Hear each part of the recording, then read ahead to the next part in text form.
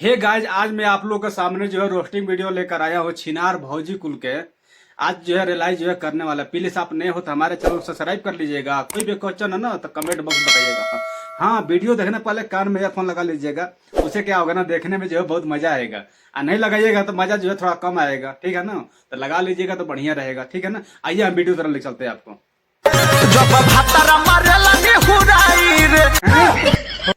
भातारा मारेला निहुराई के। अरे तो मान ला केहू के भातार बाटे, उ तो नेहुरा के मरबे करे में कोनो दूर आई नहीं के भौजी, जान लो कोनो मुश्किल नहीं के। भाई जन भाई वही में कराव टपा टप, ठीक ना। कोनो मुश्किल नहीं के।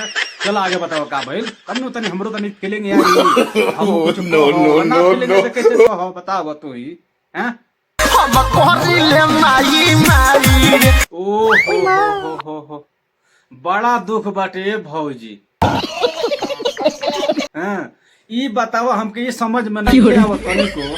हाँ, कि तू धके नेवरा के मारला तो तू माई माई करेलू, माई के याद करेलू। काहे के माई के याद करेलू हो? हाँ, अरे दादा तू हमारा बुझा तक ओकर जन बजे हथियार जन बजे गाधा से ज्यादा नहीं खे नु, चाहे घोड़ा से कम नहीं खे नु। हाँ, ई तो बात भौजी तू गलत बताओ तरु। ये पे हम जन बजे यकीन नहीं करब, ठीक ना। यकीन करब जब घोड़ा से जब मवेबो तब जब यकीन करब। तो भाई ओकर मोट हथियार होला, अंदर ले जाए जन चिल्लाबू, है ना। मगर बतार के जन बजे छोट हथियार हो 8 इंच के 7 इंच के, तो वैसे जन तू चिल्लाए लगा तरु। हाँ, अरे दादा हो दादा, हमारा भैया तो आगवा छोड़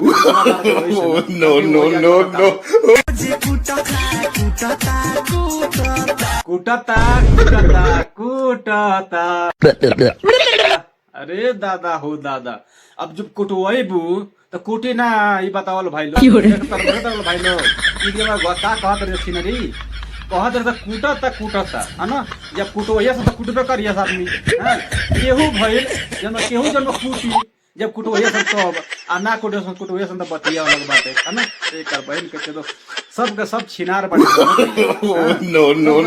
परेशान हो गए बने से पोजीशन देखा के आदमी के मन जन खराब करते। हमारे ढेर मन खराब होता है, ऐसा बात नहीं के। चल आगे बताओ का भाई। जब भातार लगे सुतता कमर में दर्द उठता। कमर में दर्द उठता, एगो गोली मिलला टैबलेट, बुझलू। वही के परमानेंट जन तू खाइल करो, तार कमर के दर्द जन बजे खत्म हो जाए। ओहू से नहीं खे न तो सांडा का तेल लगाओ, है ना।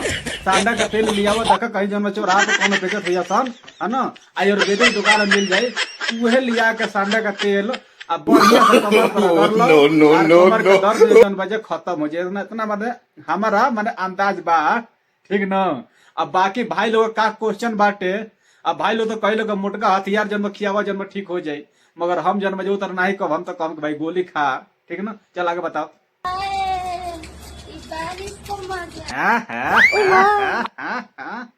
देखा तर लो छिनरी के ढोड़ी जन्म कितना गहरा देखा होती है।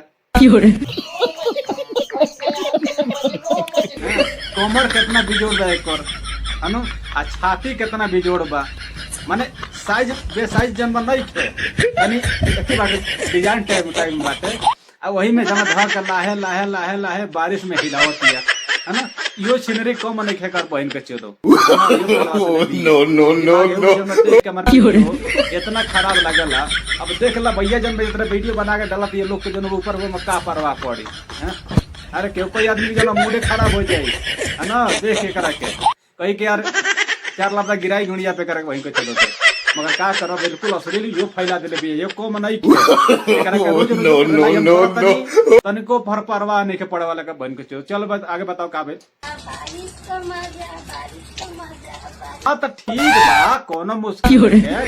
बारिश के मजा जन्म लो, आ जब ठंडी जब पेली नो तब जना किकुर जेबू, है ना। कौन तक किकुर को यार हमारे नहीं लिखा मालूम, याद नहीं पड़ा हमारा। अब तो हम भैया बताइए लोग कौन तक किकुरी हुई, है ना। चलो आगे बताओ।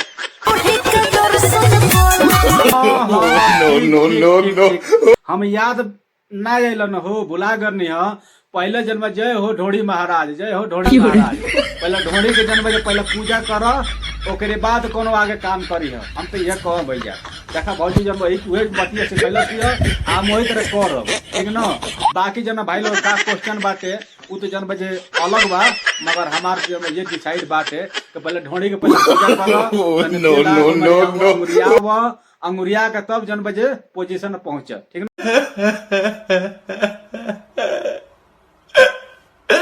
चला के बताओ। दूसर सावन फल यानी कि दूसरे रोड पर पकड़े का हमें बुझाता।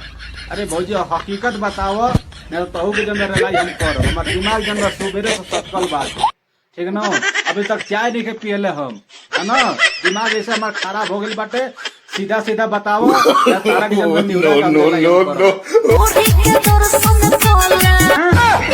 बुरी के दर्शन क ले, इतनी खुशी मुझे। अरे भैया हो भैया, हमरा तो यार कंफ्यूजन हो गई बाटे। हम जब पतना जरूर सुनिए तो ने बतिया ह के दूसर बतिया ह, तने दोबारा तने बतेबे रे। अच्छा अच्छा अच्छा, धूरी के दर्शन जन बजे माने उहे समझला भैया। हम तो भैया दूसर चीज नहीं के आवत, हमारा वही जन बजे चीज दिखाई देता है कि वही के जन्म दर्शन कल तो ठीक है। तो बतिया कहती है, इनमें कोनो गलत बात तो नहीं है हमरा लागत। ये कर बहन के चुदा ऐसा गायकार बना नहीं, एक कहाँ से कहाँ घुमा फिरा के आप पॉइंट पे लिया कोई में घोसा देता छेदा नहीं का बहन के चुदा।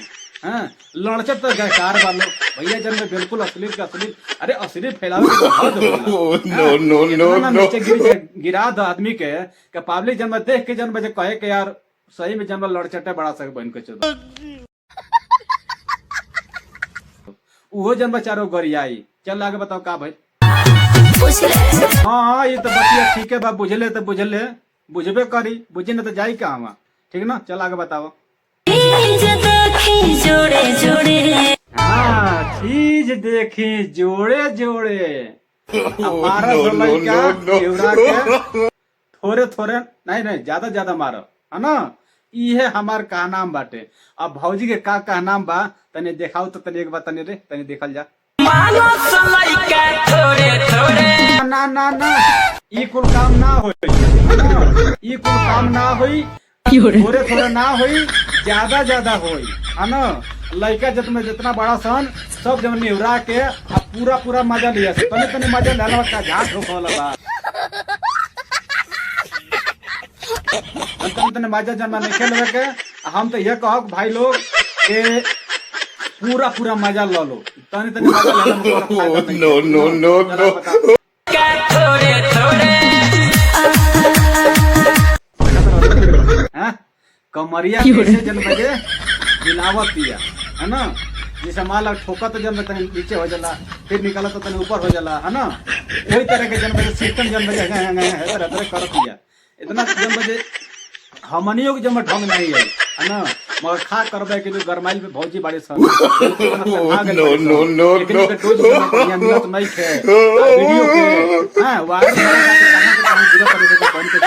कबो कबो भारी दिखा देती है दिया सब, ठीक ना। मगर हम तो भाई इतनी कंफ्यूजन बनी तो हम लोग जब कंफ्यूज होबो ऐसा बात नहीं थे, मगर का हम तो खुद परेशान बनी। हे गाइस हमारा वीडियो अपने दिल में मत लीजिएगा, ये हंसी मजाक के लिए वीडियो बना हुआ था और नेक्स्ट वीडियो लेकर आएंगे किसी और दिन। ओके बाय।